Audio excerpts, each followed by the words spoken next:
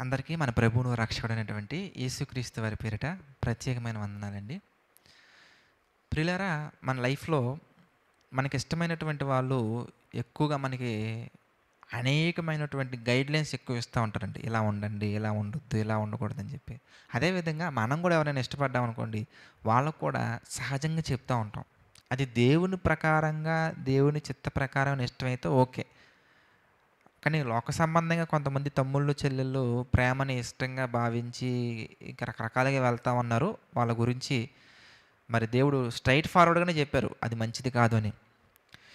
దేవుని సంబంధమైన ప్రేమ గురించి మనం ఒకసారి ఆలోచించినట్లయితే గనక, దేవుడు మన జీవితంలో గనక అనేక రకాలుగా, అనేక విధానాలుగా మనలో ఉన్నటువంటి లోపాలను మన దగ్గరికి తీసుకొచ్చి పదే పదే, పదే పదే, పదే పదే మనల్ని గద్దిస్తున్నారంటే, పదే పదే మనల్ని హెచ్చరిస్తున్నారంటే, దాని అర్థం దేవుడు మనల్ని ఇష్టపడట్లేదు అని కాదండి.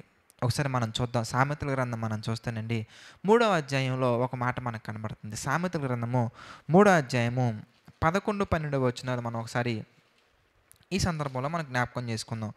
నా కుమారుడా, దేవుని శిక్షను తృణీకరింపవద్దు, ఆయన గద్దింపునకు విసుకవద్దు.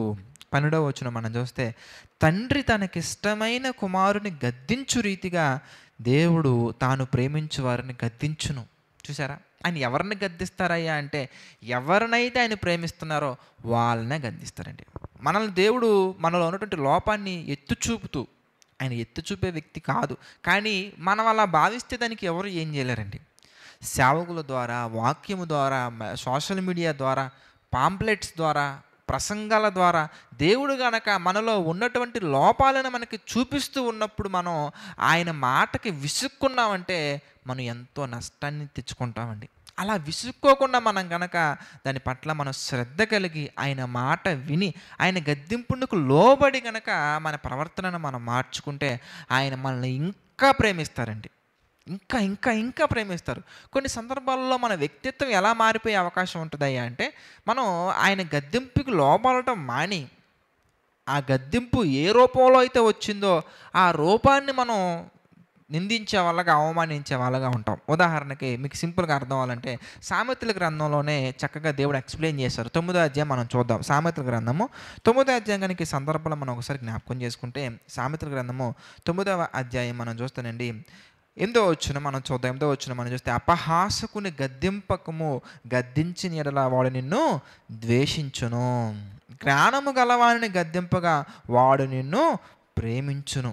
ఇంకా మీరు చూస్తే 7వ వచనం మనం చూస్తానండి, అపహాసకులకు బుద్ధి చెప్పువాడు తనకే నింద తెచ్చుకొనును, భక్తిహీనులను గద్దించువానికి అవమానమే కలుగును.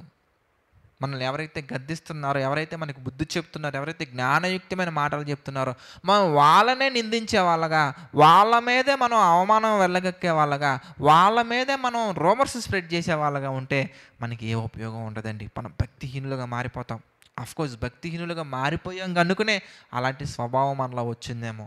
కానీ మనం గనక ఆ గద్దింపును ప్రేమించగలిగితే, దేవుని శిక్షను ఇష్టపడగలిగితే, దేవుని శిక్షకు, దేవుని గద్దింపుకు, దేవుని మాటకు, దేవుని ఆలోచనకు మనం చెవియొగ్గగలిగితే, వినుటకు చెవులనిచ్చి అంగీకరించుటకు మనస్సు మనకుంటే దేవుడు మనల్ని ఇంకా గొప్పగా దీవిస్తారండి. ఇంకా ఎక్కువగా ప్రేమిస్తారండి.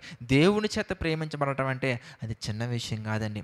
అది ఎల్లప్పుడూ ప్రేమించబడటం అంటే అది ఇంకా చిన్న విషయం కాదండి. మరణం వరకు, మరణం తర్వాత కూడా మనం ఆయన కౌగిలిలో ఉండే విధంగా మనం నిలబడాలంటే, ఆయన మనలో ఉన్నటువంటి, ఆయనకి నచ్చనటువంటివి మనకు తెలియజేసినప్పుడు మనం నొచ్చుకోకుండా మనం గనక మార్చుకునే స్థితి మనకుంటే గనక, అంగీకరించే మనస్సు మనకుండి, అంగీకరించి ఆచరణలో పెట్టే స్వభావం మనలో ఉంటే గనక, దేవుడు మన పట్ల ఇంకా ఎక్కువగా ప్రేమ చూపిస్తూనే ఉంటారండి. మనం ఆయన మేలులు పొందుకుంటూనే ఉంటామండి. కానీ మనం దేన్ని ఇష్టపడతామయ్యా అంటే, ఆయన మాటను ఇష్టపడం కానీ, ఆయన ఆలోచనలు ఇష్టపడం కానీ, అంటే కొంతమంది అలా ఉంటారండి. ఎక్కువ శాతం ఆయన మాటను ఇష్టపడరు, ఆయన ఆలోచనను ఇష్టపడరు, ఆయన ఉద్దేశాన్ని ఇష్టపడరు. మరి వేటిని ఇష్టపడతారయ్యా అంటే, లోక సంబంధమైనటువంటి వాటిని ఇష్టపడతా ఉంటారు. అందుకే ప్రసంగి గ్రంథంలో ఒక చక్కటి మాట మనకు కనబడుతుందండి. ప్రసంగి గ్రంథం మనం చూస్తే 9వ అధ్యాయం మనం చూద్దాం ప్రియులారా. ప్రసంగి గ్రంథము 9వ అధ్యాయం మనం చూస్తే 7వ అధ్యాయం మనం చూస్తే క్షమించండి. ప్రసంగి గ్రంథము 7వ అధ్యాయం మనం చూస్తేనండి 5వ వచనంలో ఒక మాట మనకు కనబడుతుందండి. బుద్ధిహీనుల పాటలు వినుట కంటే జ్ఞానుల గద్దింపు వినుట మేలు. బుద్ధిహీనుల పాటలు వినేవాళ్ళగా ఉన్నాం అనుకోండి, అది మంచి మంచి పద్ధతి కాదండి. బుద్ధిహీనులు, వాడు అసలే బుద్ధిహీనుడు, ఆడి దగ్గర ఉన్నటువంటి పాటలు వింటా కూర్చుంటాయంటే మ్యూజిక్ ఆనందాన్ని ఇవ్వచ్చు, కానీ అది బుద్ధిహీనులకు సంబంధించినటువంటిది, బుద్ధిహీనతను కలిగించేది, బుద్ధిహీనతలో బలపరిచేది. అలా కాకుండా హృదయాన్ని నొచ్చుకునేలా ఉన్నా కానీ మనం మార్చుకోవడానికి అవకాశం ఉన్నటువంటి ఆస్కారం ఉన్నటువంటి జ్ఞానుల గద్దింపులు మనం వినగలగాలి. దేవుని గద్దింపు మనం వినగలగాలి. దేవుని మాట మనం వినగలగాలి. కనుక మన జీవితంలో ఒక విషయం గురించి మార్చుకోండి అని వచ్చినప్పుడు దాన్ని నొచ్చుకోకుండా దేవుడు మనల్ని ఇంకా ఎక్కువగా ప్రేమిస్తున్నాడని గ్రహించి వెంటనే మనం చేంజ్ చేసుకోవడానికి నేడు అనే సమయం ఉండగానే మన వ్యక్తిత్వాన్ని దేవుని చిత్త ప్రకారంగా మలుచుకోవడానికి మనం ప్రయత్నం చేద్దాం. ప్రభు కృపలో మనం బలవంతులుగా మారదాం. ప్రార్థన చేసుకుందాం అండి. దయచేసి ప్రతి ఒక్కరూ తలల వంచి ప్రార్థనలు ఏకీభవించండి. ప్రార్థన. దయగల తండ్రి, ప్రేమగల దేవ, పరిశుద్ధుల మహోన్నతుడ తండ్రి, మీ చిత్త ప్రకారం నడిపించారు, బలపరిచారు తండ్రి. అందును బట్టి మీకే మహిమ ఘనత ప్రభావాలు చెల్లించుకున్నాము దేవా. తండ్రి, ఈ డివోషన్స్ ద్వారా మమ్మల్ని ఎంతగానో బలపరుస్తూ మీ చిత్త ప్రకారం నడిపిస్తున్నందుకు ఎంతగానో కృతజ్ఞతాస్తుతులు చెల్లించుకున్నాం తండ్రి. నిజమే ప్రభువా, ఎలా ఉండాలి, ఎలా ఉండకూడదు అనే విషయాలు తండ్రి ఉదయకాలమున తండ్రి మాతో మాట్లాడుతూ మమ్మల్ని సరి చేస్తున్నందుకు మీకే ప్రత్యేకమైన వందనాలు తండ్రి. ఈ మాటలు విని వారి యొక్క వ్యక్తిత్వాలను తండ్రి మీ చిత్త ప్రకారంగా మలచుకుంటున్న ప్రతి బిడ్డను తండ్రి దీవించండి, ఆశీర్వదించండి తండ్రి. అదేవిధంగా ప్రభువా, ఈ యొక్క మాటలు తండ్రి అనేక మందికి షేర్ చేస్తున్న బిడ్డలను కూడా మా తండ్రి మీ చిత్త ప్రకారంగా దీవించండి, ఆశీర్వదించండి తండ్రి. ప్రభువా, ఈ యొక్క మినిస్ట్రీని జ్ఞాపకం చేసుకోండి, బలపరచండి, ముందుకు నడిపించండి తండ్రి. ఈ యొక్క పరిచర్ని తండ్రి ముందుకు తీసుకువెళ్ళడానికి ప్రార్థిస్తున్నటువంటి వారిని, సహకరిస్తున్నటువంటి వారిని, కష్టపడుతున్నటువంటి వారిని ప్రభువా అనేక రకాలుగా తండ్రి మరి మీ యొక్క ప్రేమను అనేక మందికి పంచడానికి నిరంతరం ఆలోచిస్తున్నటువంటి వారిని ప్రతి ఒక్కరిని తండ్రి మీ చిత్త ప్రకారంగా దీవించండి తండ్రి, నడిపించండి. వారి కుటుంబాలను తండ్రి పరసంబంధమైన మేలులతో నింపండి ప్రభువా.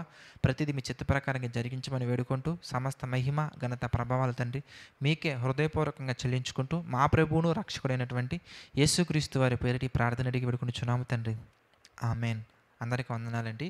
God bless you all.